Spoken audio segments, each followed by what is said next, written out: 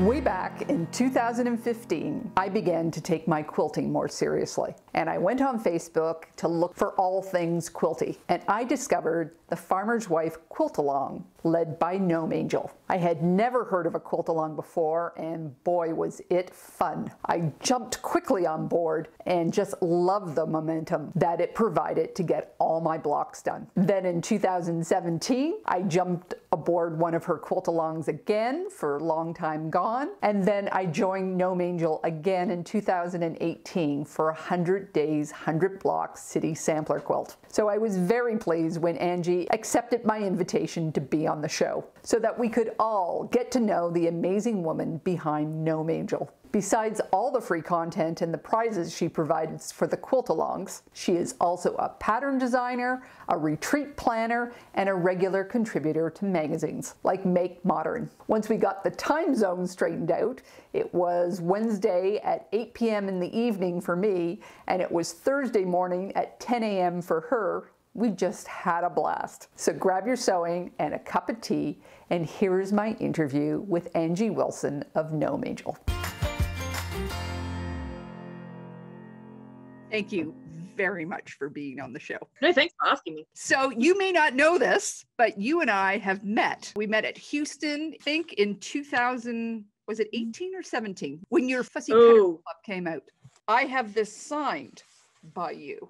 But I was one of 1,000 people in line, so do not feel embarrassed that I did not stand out. Oh no, I've got the memory of a goldfish at the best of times. It's stupid because I could tell you where I bought this fabric from and what the shop was like and all of that sort of thing. But when it comes to people and faces and places, and I get the boys to wear name tags so I don't mix them up. So sorry, but thank you for coming. Well, it's a wonderful book. And I could almost say that you're responsible for my YouTube channel because you have an economy block quilt in here. Oh, yeah. And that was the inspiration for the Block Lotto Challenge that turned into my very first video. So you can say it's all because of you. Oh, I'm totally going to the bank on that. And I'm just going to update my website now. You first got on my radar way back with the Farmer's Wife 1930 Quilt-a-long. You were doing it with Martha Mitchell and Fat Quarter Shop, and it was huge, absolutely huge. How did you get into the Quilt-a-long business? By accident, like all great things, by accident.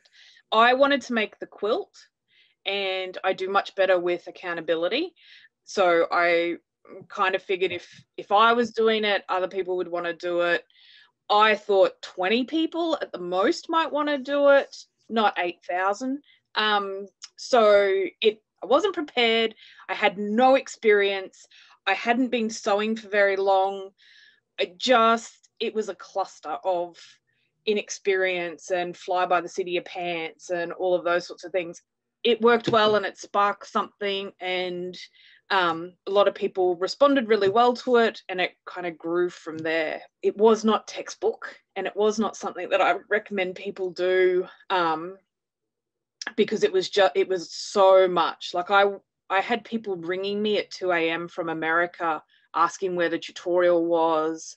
My inbox just blew up. It was so much admin overhead that my business was not prepared for. And it was just me. At that stage, there was no business. It was just me. So it was a real sharp learning curve. And ironically, that quilt top's still not finished. I was just an observer on that one. That was one of the few that, I was doing the Farmer's Wife 1920 through a class. So I just sort of tagged along to the momentum on it. But I mean, the amount of work that you did flat lays and tutorials. And I think in the beginning you had 2 blocks coming out every week. And I can remember this mass hysteria when 8:02 would come along and they hadn't received the 8 o'clock email yet.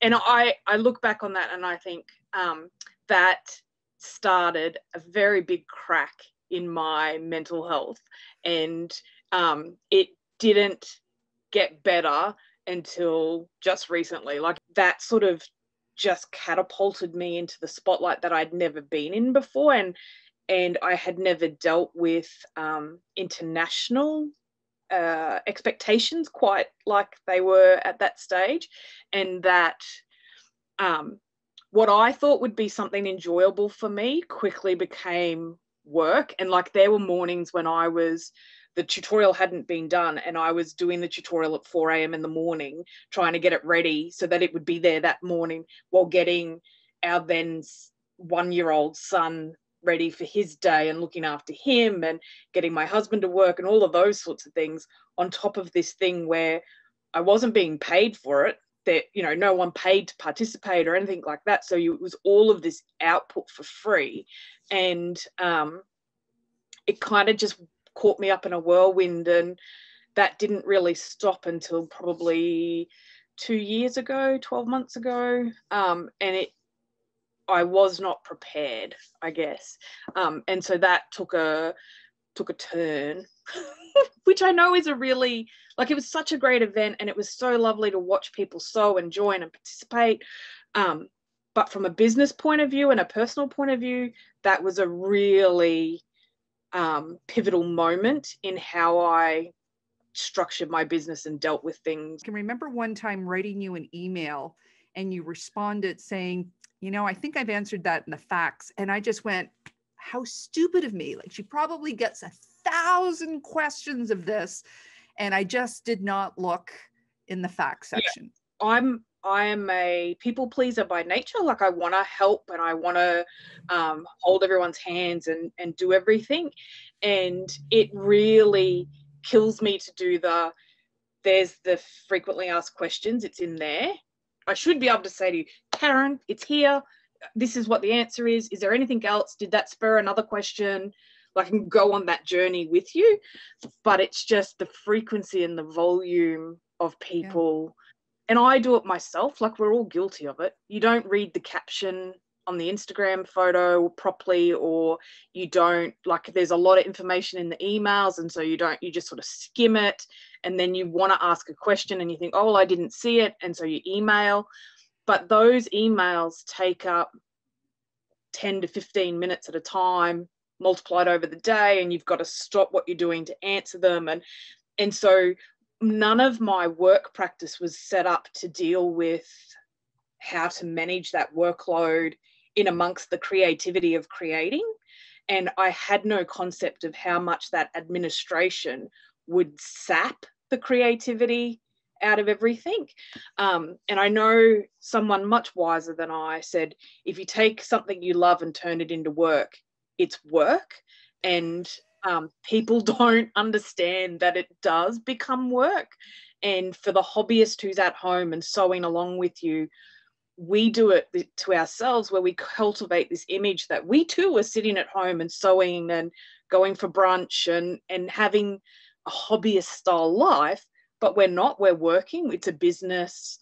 And I don't know how we strike that balance between educating people that it is a business and there is a whole raft of things behind the scenes that go towards making that happen, and still managing that community connection that we try to instill through these events. So it's been a massive learning curve and a steep learning curve, and I've not done it very well at times, and other times, you know, I've done it better than I thought I would.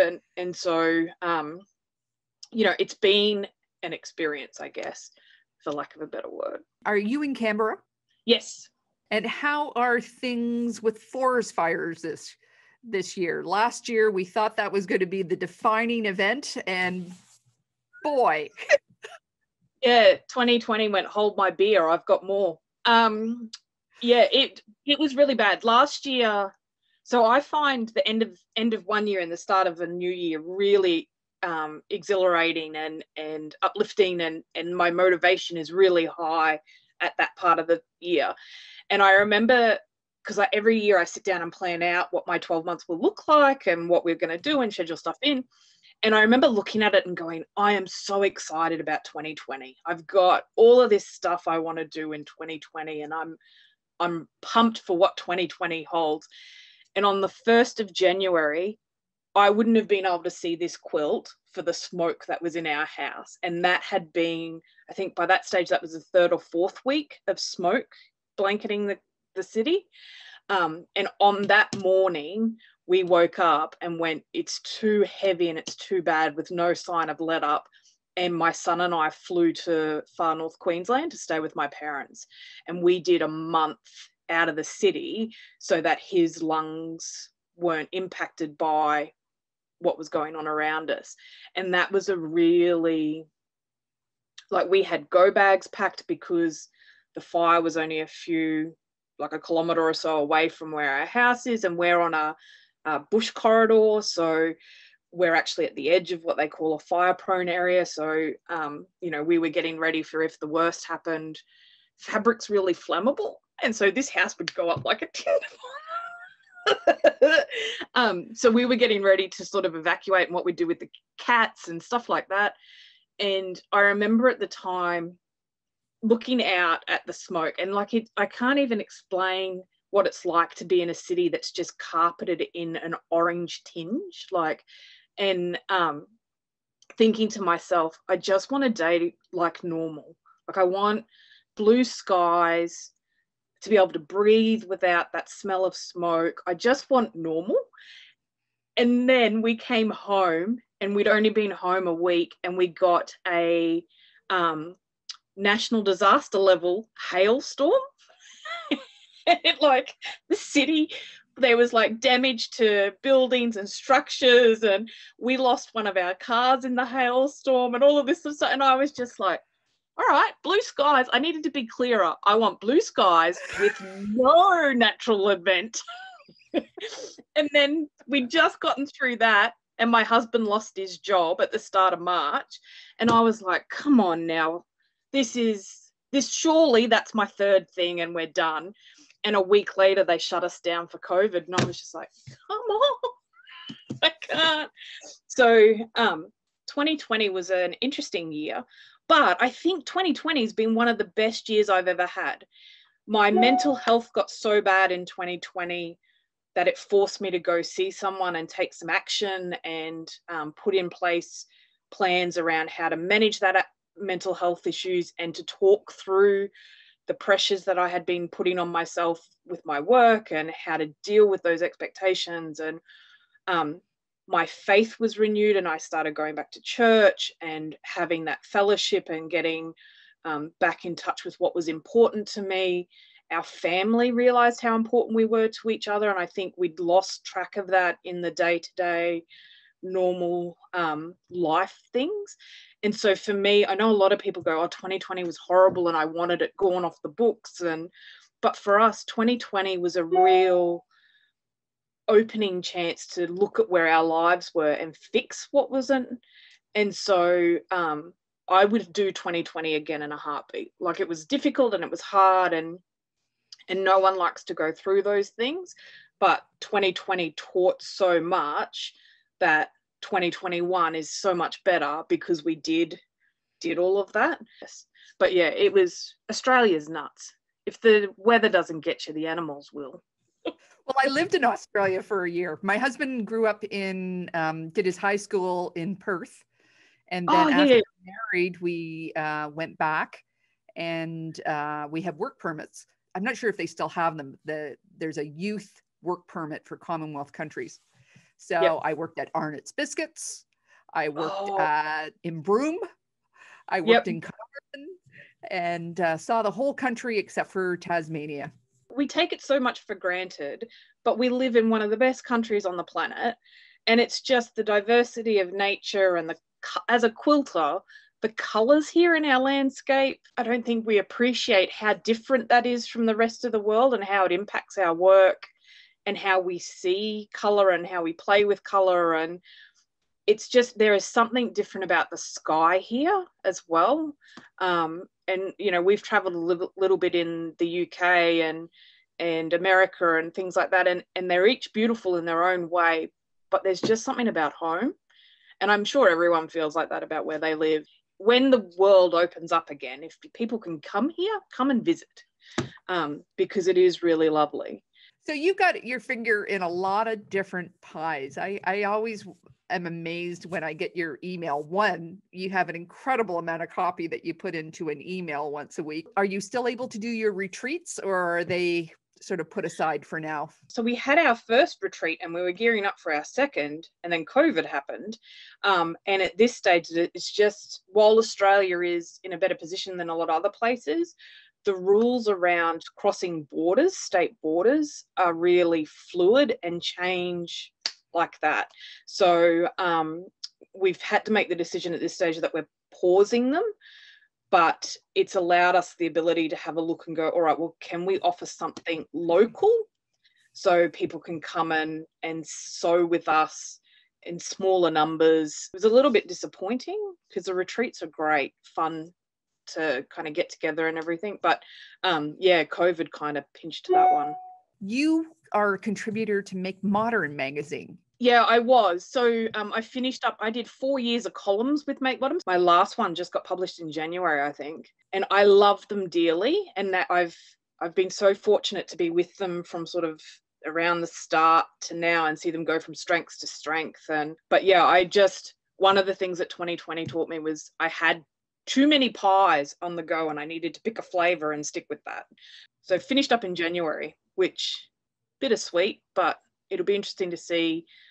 The girls have big plans for what they're going to do, and so I'm excited to see it from this side and champion them from the sidelines a little bit more, I think. You had that purple, well, more of a magenta and green pillow that is just gorgeous. It was actually one of your blocks from your scrappy Quilt-a-long, but it's amazing. Yes. Did you know when you made it that it was going to be, like when you chose those colors, that it was going to look as stunning as it did? Yep. Totally calculated, totally knew it. I'm a goddess with color. Not a clue. But your flat lays that you did for the farmer's wife quilt were amazing. Are you serious that you don't know color? So I'm not sure whether you know Sam Hunter from Hunter's Design Studio, who I adore and who is just so smart, and she's got a master's in art theory or something super brainy to do with art.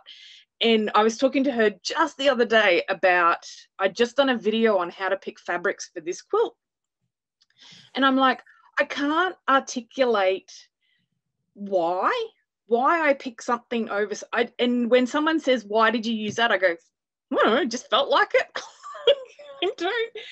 I don't really take much into consideration when I pick stuff, but I read a lot of design magazines and spend a lot of time on Pinterest looking at, you know, what people are doing in interior design and gardening. I have an interest in art from a consumer point of view, so spend a lot of time, if we travel anywhere, got to go to the gallery and, you know, all of that sort of stuff. So I study what other people do and then use it to inform what I do. And then 9 times out of 10, I just go with what makes me laugh. So if, like, that quilt, that pillow, it amuses me no end that there's skulls in the fabric design in that pillow, which you don't see straight away, but if you get up close, they're there. And people don't associate that sort of motif with quilters. And so it amuses me to include that sort of thing. The flat lays, again, came from an influence from outside of the quilting industry. They were doing color flat lays in advertising and things like that. And so I just thought, well, surely I can do this with a quilt block. And then, you know, that grew from there.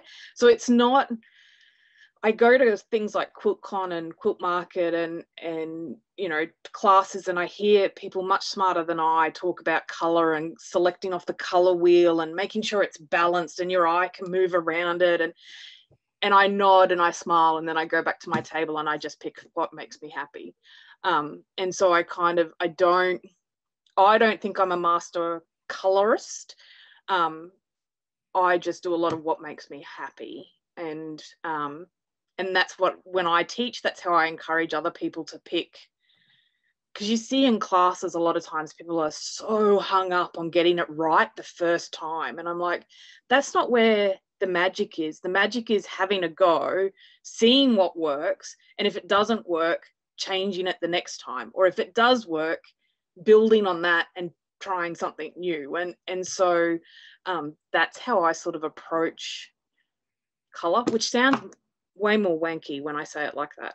But there are a lot of people that just instinctively go with their gut. There's nothing wrong with that. And sometimes it works and sometimes it doesn't. And sometimes I think it works astoundingly. And I'll show my husband and he'll be like, all right. Right. Or like this quilt.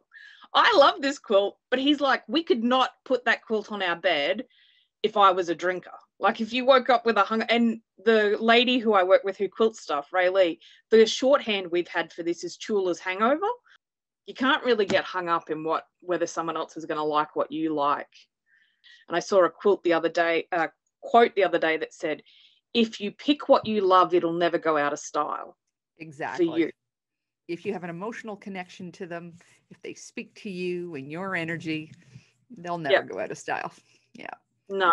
Now, you were speaking of Tula. Now, you have done a lot of quilt-alongs and quilts in Tula Pink fabrics, and her book, City Sampler, I believe it's called. Have you built up a relationship with her over the years, or you've just been a super fan?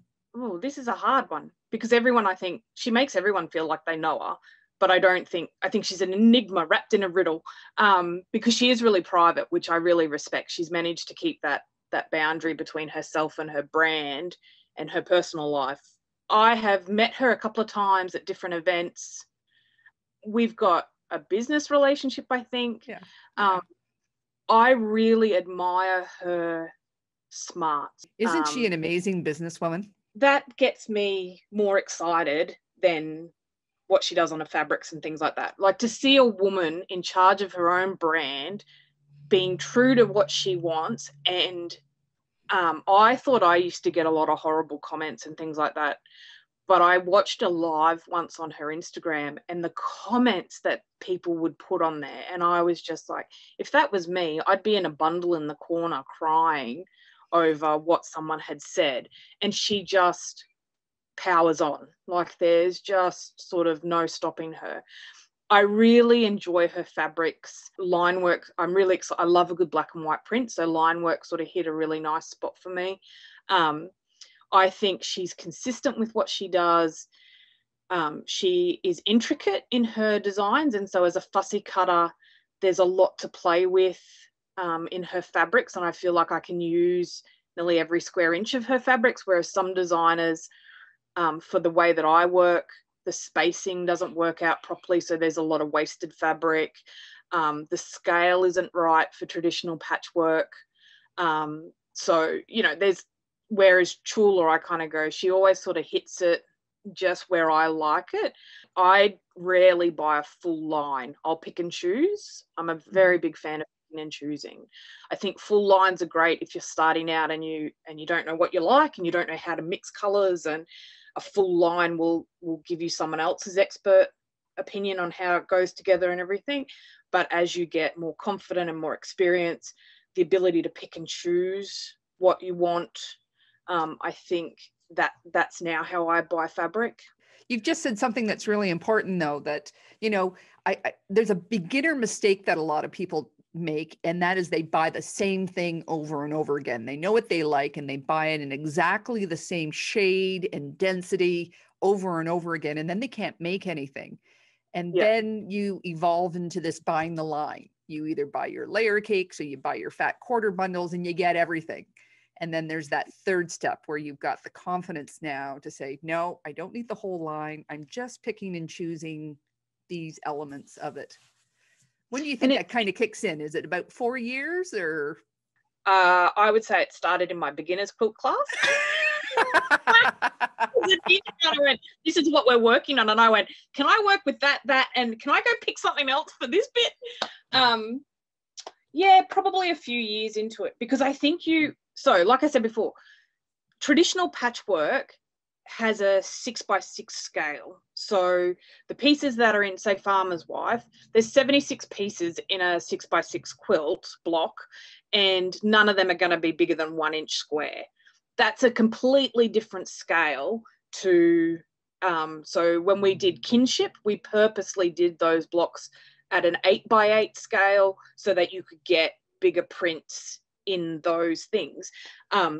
So I think you learn what you like. I know Christy Lee of Quiet Play, her and I spend a lot of time talking about fabric, and she has a completely different look for what fabric she buys for foundation paper piecing that I buy for traditional piecing. So I guess once you get to that point where you're like, well, I tend to traditionally piece more, so my style is more this, or I do more FPP, so I need blenders and things like, and tone on tone and things like that. So it's getting to know how you work. Line work, as much as I love a good black and white print, line work doesn't really work on a traditional patchwork scale for some of the bigger prints, because you're cutting, in my opinion, you're cutting too much of the motif apart to get it to fit that block size. Whereas it works really well for a bigger scale. Like this is on a 3-inch grid and you can get like a big chunk of it in there. But yeah, it's understanding that. And I don't really know. I think that's part of the beauty and the journey of the quilting experience, is that you won't really fully understand all of that unless you've been doing it for years and years and years on end. And so for beginners, I think that's fairly daunting, but there's some hard and fast rules that once you get the rules, you can play. You know, they say if you know the rules, you know how to break them.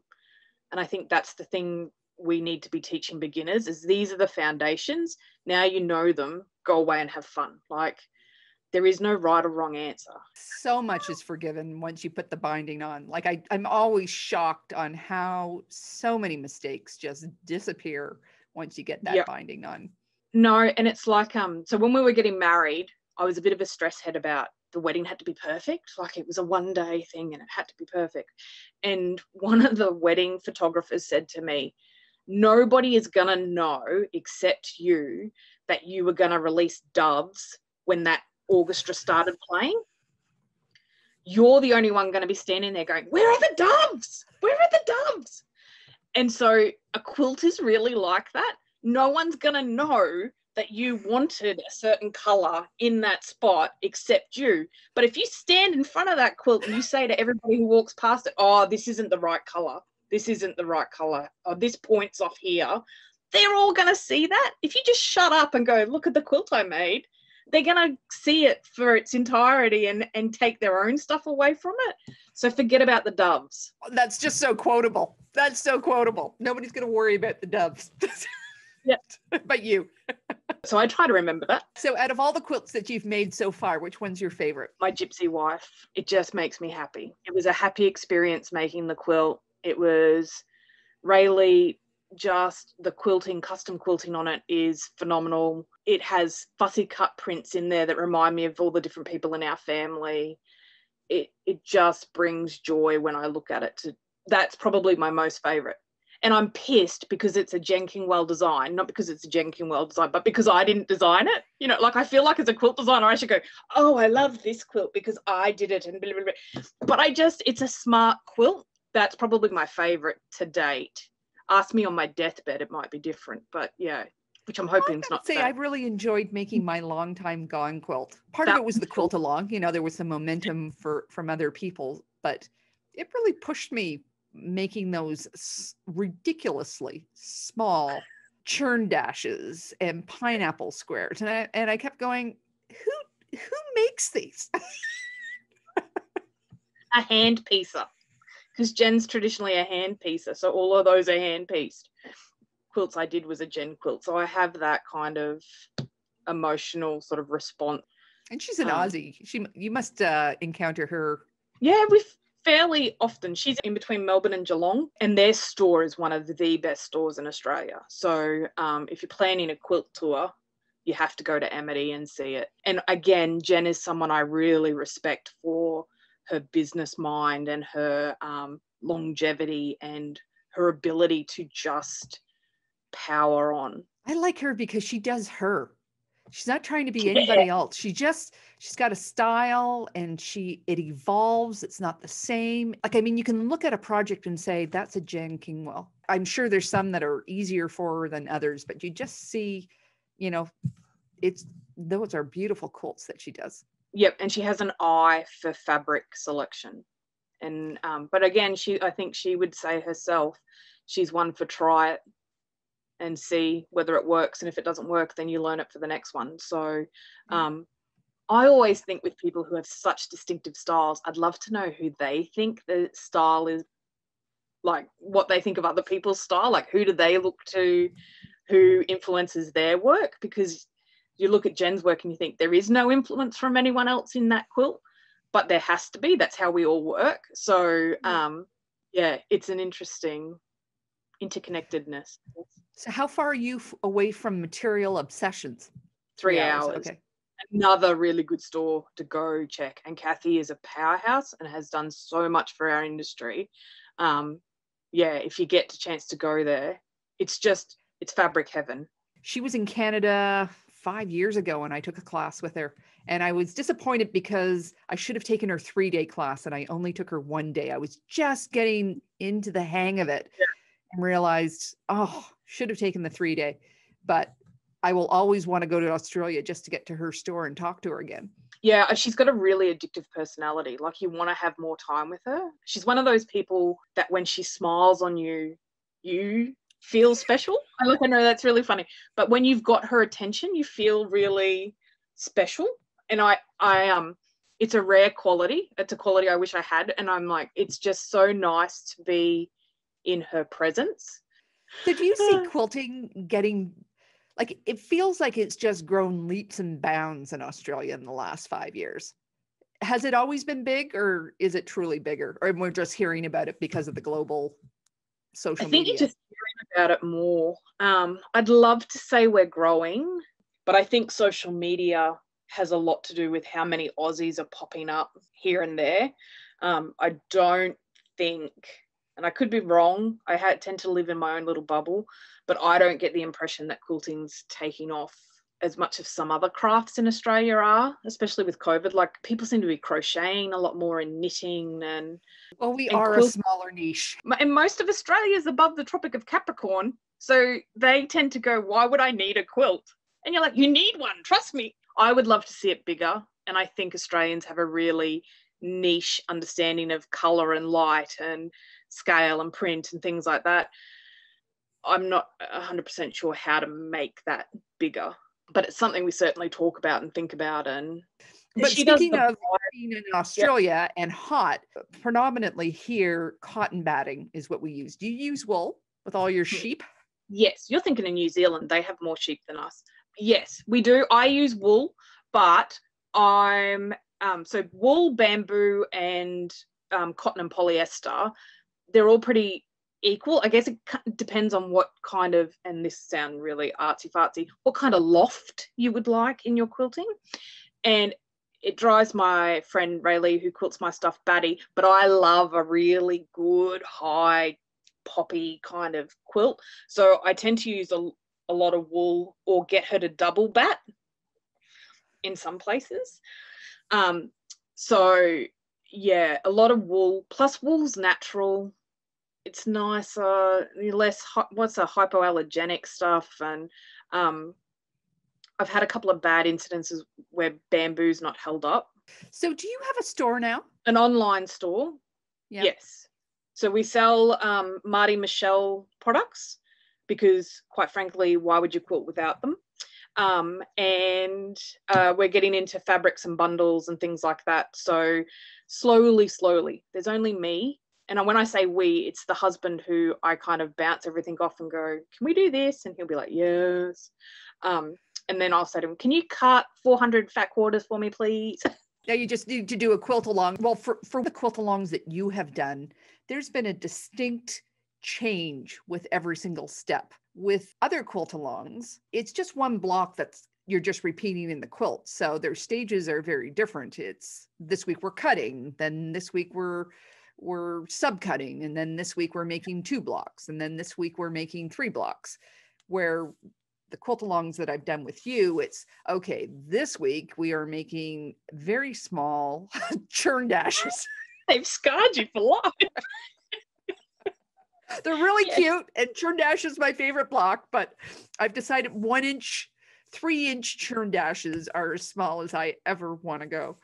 And but then this week we're making pineapple blocks, and then this week so the tutorial that goes with it is actually a learning curve, and as opposed to just doing the same thing over and over again. It's reflective of my quilting ADD, because I can't make 24 of the same block. Like and I've done it, and at times it's a good palette cleanser, because you can only make so many sampler blocks in a row before you're like, oh my God.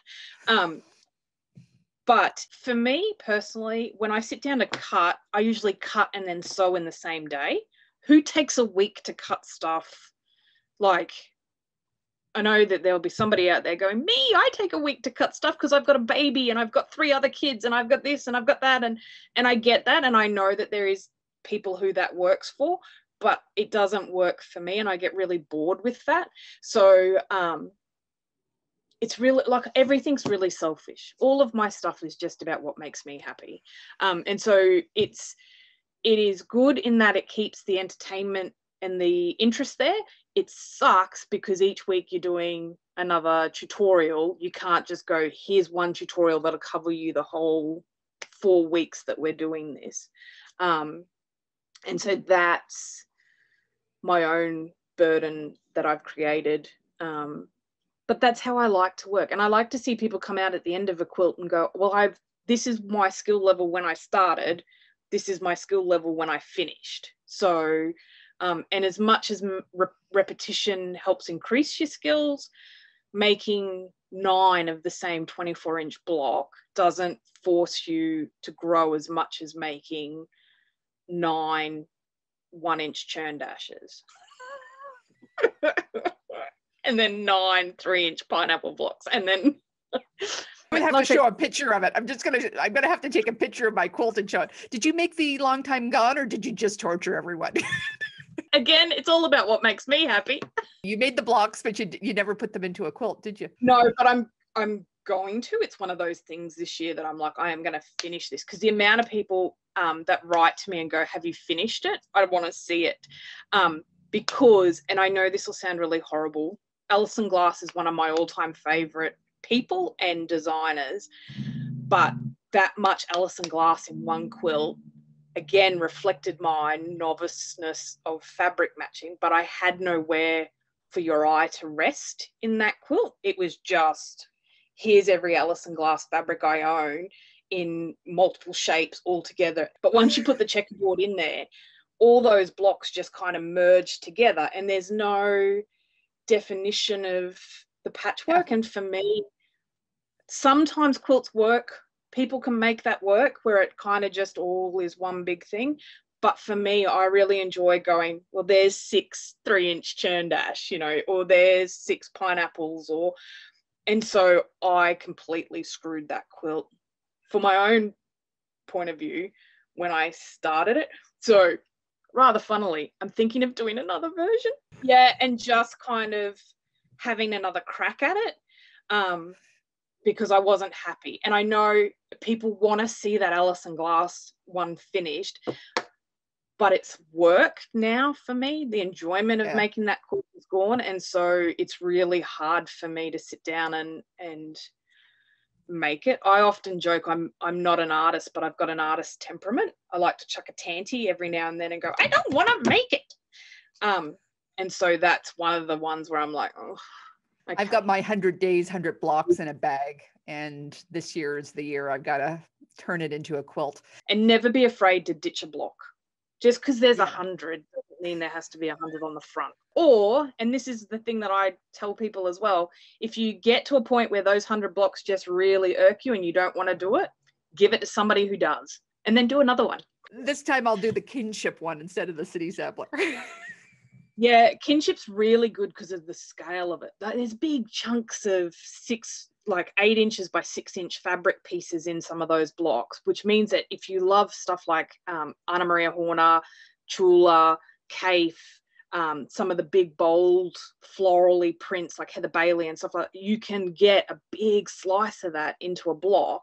And then every time when you get up in the morning, you can run your hand over that fabric and go, I just really love this print. I love what this designer has done, and see it, and it'll make you happy. Well, thank you so much. I think we could have talked for another hour. Next time we'll have to bring a toonie. If people want to get a hold of you, what's the best way to get a hold of you? Ironically, email. So they can send an email to hello@gnomeangel.com. They can find me on Instagram, Pinterest, the website gnomeangel.com, and our shop at shopau.gnomeangel.com. So, but yeah, you'll find me. Just give me some time to respond because I'm very slow. Thank you so much. Thank you for having me. I hope you enjoyed my interview with Angie. I'm not sure about you, but I am jumping aboard this year's Kinship 100-day, 100 blocks quilt along. I have a stack of Tula Pink fabrics that fits this project perfectly. And if you want to jump on board too, I'll leave a link to the sign up below. And if you want to look into any other of her quilt-alongs or patterns, or the Fussy Cutter's Handbook, I'll leave a link to that in the notes as well. Next up on Karen's Quilt Circle is Valerie Goodwin, and we are talking about quilt maps. I have seen her trunk show, and she is one amazing quilter. So be sure to subscribe, because you don't want to miss it. Don't forget to check out my other interviews with all those amazing quilters. I'll leave a link to a playlist in the notes below. And last Friday, I uploaded 10 tips for sewing in a small space. This is my 5th video in my Organize Your Sewing Space series, and I'll leave a link in the notes to that as well. If you like this video, please give it a thumbs up. Don't forget to subscribe and hit that bell beside the subscribe button so that YouTube will notify you when I make new videos. You can also find me on Facebook, Instagram, and Pinterest at Just Get It Done Quilts. And of course, sign up for my newsletter at justgetitdonequilts.com. So take care, and I'll see you next time.